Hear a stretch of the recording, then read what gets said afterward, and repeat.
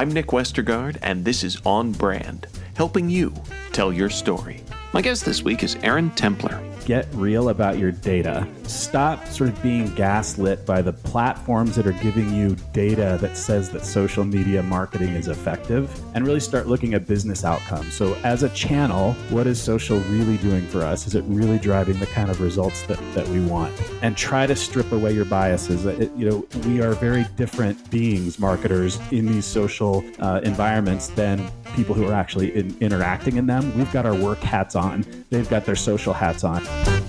Having studied music, English Lit, and earned an MBA, Aaron Templer is an unapologetic, eclectic marketing leader and at times agitator.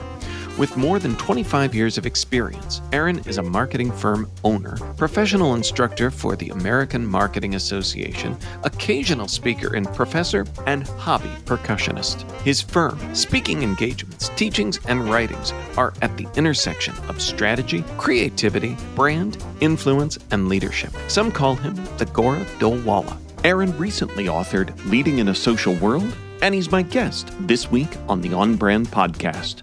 But first, you may know you're listening to this show along the Marketing Podcast Network, but did you know there are other great shows on MPN to help your business? Dan Farkas hosts a great podcast called The Strategic Communicator. Dan, tell us what these fine folks will hear when they listen. Jason, it's pretty simple. The Strategic Communicator podcast talks with industry leaders about emerging trends and how we can use various forms of communication to make the world a better place. Anyone listening will leave with tangible ideas you can use to help with your PR and marketing efforts. Amazing. Where can people subscribe? Easy. You can go to passpr.com. You can find the show at marketingpodcast.net or just search the Strategic Communicator with Dan Farkas wherever you get your podcast. You heard him, folks. Go get it. You may know you're listening to this show along the Marketing Podcast Network, but did you know there are other great shows on MPN to help your business? Joe Singer and Tom Stallings host a great podcast called Take a Breath. Joe, tell us what you talk about on the show. Yeah, so Take a Breath is a podcast for people who are really trying to build something valuable in their lives, whether it's a business or a marriage or whatever it is you're trying to do. We help you with some hacks to build your best life. Wow. Where can people subscribe? You could find us on marketingpodcasts.net as well as mergeanalytics.com. And you can also find us on LinkedIn and YouTube. And wherever you get your podcasts. So go subscribe. Aaron Templer, welcome to On Brand. Thank you, Nick. I'm really glad to be here. I was looking at your guests and listening to some podcasts, and those are a lot of smart folks to be in the company with. It's really an honor. Well, I always try to find smart folks, so you are a compliment to that company. And one of my favorite questions to ask guests, especially those with a diverse background, I love that your bio opens with studying music, English Lit, and earned an MBA. And some people see these as, these all over the place, disparate things. But having studied theater arts myself, I find application in the world of work, whether it's creativity, marketing, leadership. What have you noticed throughout your journey that you've brought to bear in your work? That's a great topic. Nick, I think someone who's in theater, maybe you would share this opinion. I find the most strategic people that I know that I've ever met are highly creative. I think the creative process is actually very similar to business strategy. You take, as you said, seemingly disparate data and make meaning of it. And that's what an artist does all the time, constantly. And so some of the best sort of strategic planning sessions I've had have been when I've involved creative people in that process, even if it isn't, their domain of expertise. So I guess I've noticed that the idea of being creative, it just does nothing but help that process, and tapping in and understanding the creative mind has helped me bring those creative folks into the fold. So the other thing that's really special about creatives, and maybe you have this affliction, is we're always trying something new, and it's not just I'm going to dabble in this, but like, I'm going to learn how to make the best pad thai, that I've ever had, or I'm going to run a triathlon or whatever. And so that always keeps the mind, I think, looking for, as one leadership thought leader put it, taking the third perspective first, which I think really aids in business as well.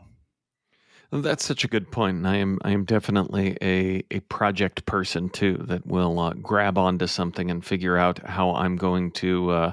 It hasn't been pad thai yet. But I do love spending time in the kitchen and learning about kitchen gadgets and researching them and all sorts of things there. And I think it's also something interesting of this time. And your book talks about leading in a social world, and I think that this world that we find ourselves in is one where you talk about trying new things. We have had such a rapid rate of change, and that certainly impacted marketing, but also impacted leadership as well. How can we be ready for this world that we find ourselves in? What a great question.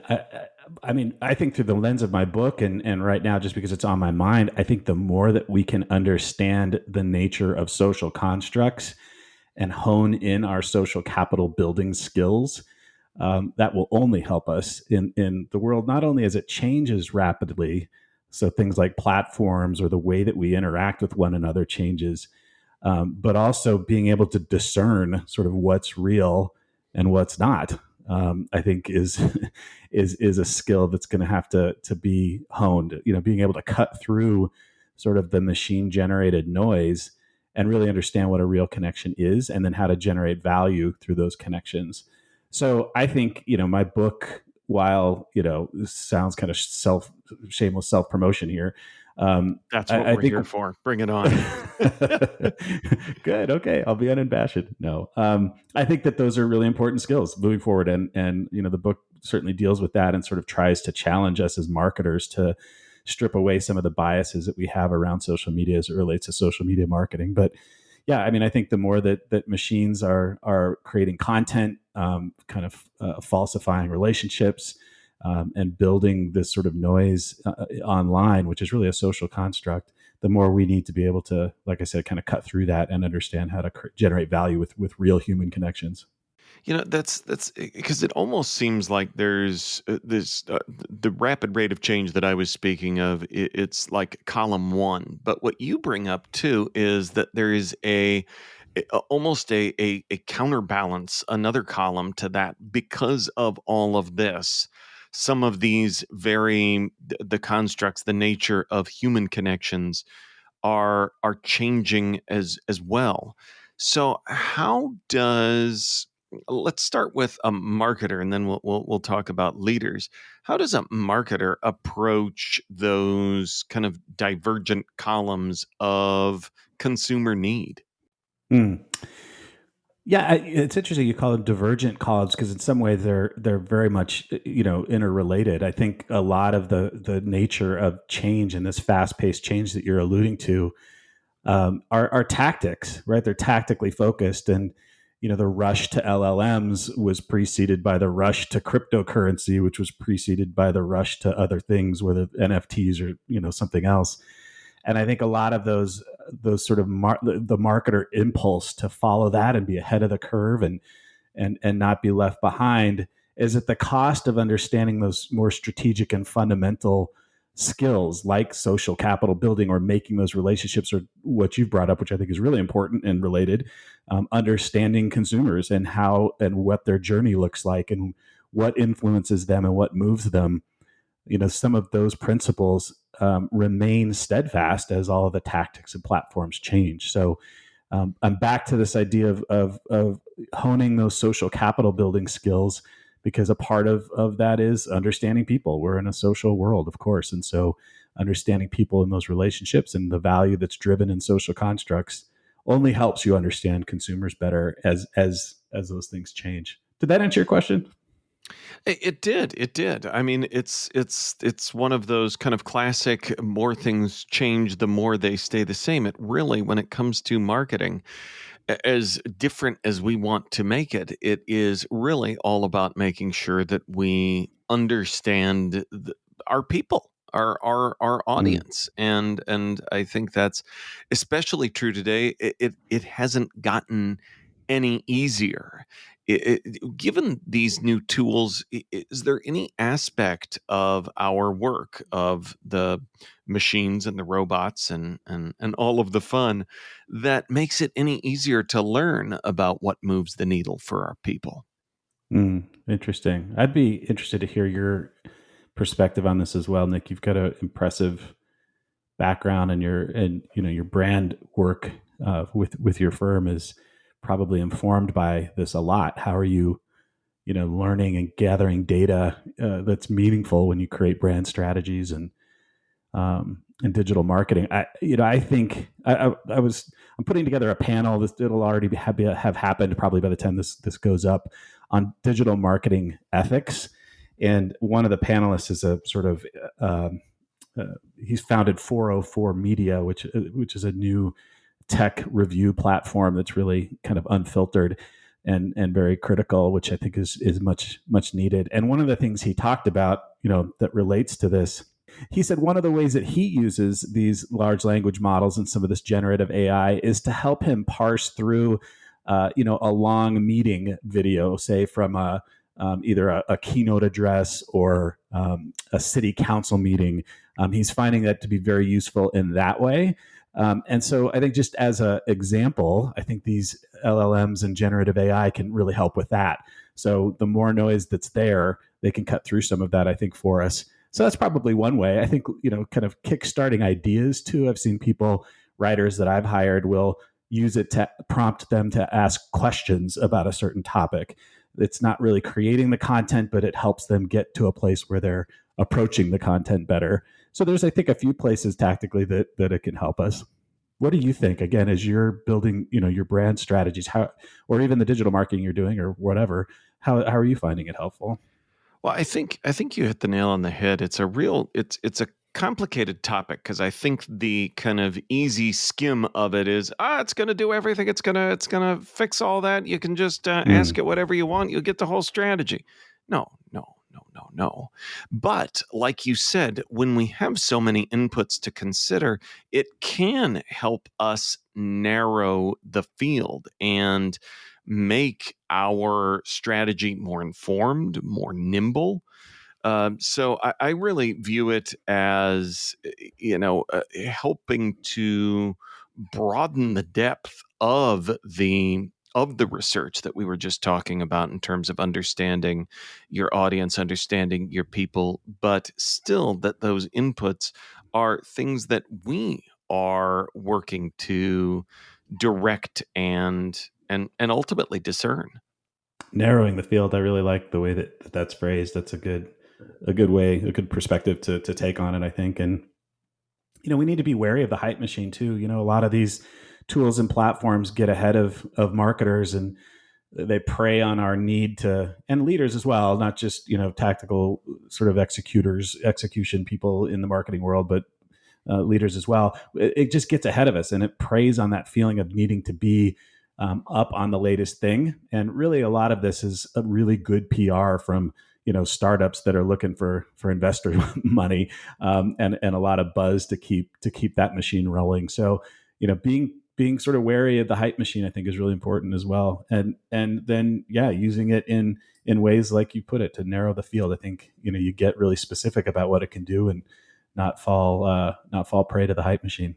So I had a random moment that could be a fun little exercise for some people. I was, like many of us, playing around with some of these tools, and I asked it about me. And what is Nick Westergaard known for? And what are his areas of focus? What does he do? And largely, and again, I'm not a huge sample. I'm not, I don't have Taylor Swift level internet content created around me. But I largely got parroted back what I had put out there. So I think it's also a good exercise in seeing that too, in seeing, what's coming back. And I saw areas that it's like, oh, this isn't covered. And then it made me analyze my own personal brand and what I'm putting out there. And it kind of can, there's almost a dynamic relationship you can create in feeding some of this and considering that in your own work, promoting yourself as well. Mm-hmm. Oh, that's a good point. On Brand, we'll be right back after this. As a person with a very deep voice, I'm hired all the time for advertising campaigns. But a deep voice doesn't sell B2B, and advertising on the wrong platform doesn't sell B2B either. That's why if you're a B2B marketer, you should use LinkedIn ads. LinkedIn has the targeting capabilities to help you reach the world's largest professional audience. That's right, over 70 million decision makers all in one place. All the big wigs, then medium wigs, also small wigs who are on the path to becoming big wigs. Okay, that's enough about wigs. LinkedIn ads allows you to focus on getting your B2B message to the right people. So, does that mean you should use ads on LinkedIn instead of hiring me, the man with the deepest voice in the world? Yes. Yes, it does. Get started today and see why LinkedIn is the place to be to be. We'll even give you a $100 credit on your next campaign. Go to linkedin.com/MPN to claim your credit. That's linkedin.com/MPN. Terms and conditions apply. You may know you're listening to this show along the Marketing Podcast Network, but did you know there are other great shows on MPN to help your business? Gordon Glenister hosts an outstanding podcast called the Influence Global Podcast. Gordon, tell these fine folks what they're going to get when they listen. We interview some amazing people from all around the world, whether they be influencers, content creators, brands, influencer platforms, anybody involved in the influencer industry. There's some fantastic guests that make a fine listen for you. You can find them on marketingpodcasts.net, or you can also find them on my own website, which is www.gordonglenister.com. Or, of course, wherever you get your podcasts. Now, back to the show. So I want to talk leadership for a moment. Your book, Leading in a Social World. Give me the elevator pitch of why we need a book about leading in a social world. Great. Yeah, I think thanks for that prompt. The first half of the book is deconstructing social media marketing and the biases that are associated with that, because marketers, I think, for too long have pulled the levers of how we operate and generate value in social constructs. And I think they're largely sort of misguided. The second half of the book gives a better way, which is the leadership skill of building social capital. So not only will it make you a better marketer in these spaces when you're trying to influence folks in social constructs like social media, but it, like we've talked about before, sets you up, I think, for the kinds of skills that we really need today. So I think it's timeless in that way. We are leadership and marketing and just interacting in the world is a social exercise.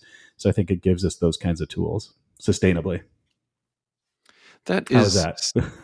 As a marketing guy, can you coach me on my elevator pitch? No, ding. The elevator opened. I have an idea on the book and understand it a bit more, because it is an interesting era that we're at. We've talked about kind of this time that we find ourselves in, and we're increasingly past the experimental throwing stuff up at the wall social media phase. It is we have these legacy platforms that have solidified their own leadership, that they've changed, some for the better, some for whatever's happening with Twitter or X or whatever we call it. And looking at that, and I'd love to know more about how you set the stage of where we're at with social, because as someone that has written about this, that speaks about it, that teaches about it, and as evidenced by this rambling question, I don't think it's always easy to describe where we're at with social media. Yeah, I think you're right. And again, one of the principles behind my thesis here is that these platforms change, and marketers spend a lot of time trying to figure out things like when the best time to send a tweet is, or do pictures on LinkedIn drive more engagement. and like less time trying to understand, okay, what's the leadership discipline behind influencing people in these groups. And so in some ways, the nature of social media and these platforms, will always be probably dominated by those with the power and the influence to generate the kind of platforms, whether it's Blue Sky now or pick your current sort of emerging platform. Maybe someday we'll get to some kind of decentralized Fediverse like you find on Mastodon and other folks that are trying to sort of bring it back to a decentralized place. So we'll see. It'll probably always be some kind of combination of those and folks that are sort of on either side, sort of abdicating for that. I'm not much of a futurist, Nick, so I don't know where it's going. But it does seem to me that marketers are better served understanding those fundamental skills and the more strategic approach to how to influence people in social circles than chasing after the latest fad or tactic. So I love getting strategic with social, and I think it's something I love it. It makes a lot of people kind of scoot back and think, "Ooh, I don't. How? Why? Where do you start with social strategy?" That's a good question. The first thing that comes to mind when you ask that, Nick, is to get real about your data. So stop sort of being gaslit by the platforms that are giving you data that says that social media marketing is effective, and really start looking at business outcomes. So as a channel, what is social really doing for us? Is it really driving the kind of results that we want? And try to strip away your biases. We are very different beings, marketers, in these social environments than people who are actually interacting in them. We've got our work hats on, they've got their social hats on, and the neuroscience shows that while you're interacting in a social group, that's all the network is consumed with. It's like a seesaw, actually, when you're involved in social groups. So we're not looking objectively at it, I feel, and it biases us to a lot of the data. So that's the first place to start. Get real and honest about your data. That is great advice because it also seems like there's a lot of. I love I loved it so much. I was scribbling it down as you were talking about not getting gaslit by it as well, because it does seem that it's real easy for the tail to end up wagging the dog on Yeah. our platform, whether it's analytics, effectiveness. So really, I think I can't think of a better first step than making sure that what we're using to make those decisions are actually based on something that's relevant and matters. So that is a great point there. I have to ask because I don't often see this in bios on the show. It noted that some call him the Gora Dhol Wallah. So, Aaron, I have to ask what the story is on your unique, sometimes moniker. Yeah, no, I appreciate that. I put it in there specifically as kind of a conversation starter, because Mission accomplished. Yeah, I'm a hobbyist musician. I went to music school and I was going to be a professional and kind of took steps back, and it's now a very active hobby for me. And one of the instruments I play is a drum from North India called a dhol, Dhol. Dhol in Hindi actually just means drum. So there's all kinds of drums. Specifically, I play a Punjabi dhol, but it's kind of the most common, I guess, dhol. So people just call it the dhol. Anyway, I've learned how to play this thing and have become an oddly sort of first call dhol player in Colorado. There weren't a lot when I first started that were playing it. And so the Indian community here calls me the Gora Dhol Wallah. Gora means white person. Dhol, of course, means drum. And Wallah is the guy who does something. So you would have like a chai Wallah, or if somebody comes to fix your windows, it would be the window Wallah. So they call me the Gora Dhol Wallah. I love it, and again, that you'll be the one that owns the nickname uniqueness award here in the On Brand podcast episodes. I'll take and it. It definitely makes me smile, which provides a segue for me to ask you, Aaron, for a brand that has made you smile recently.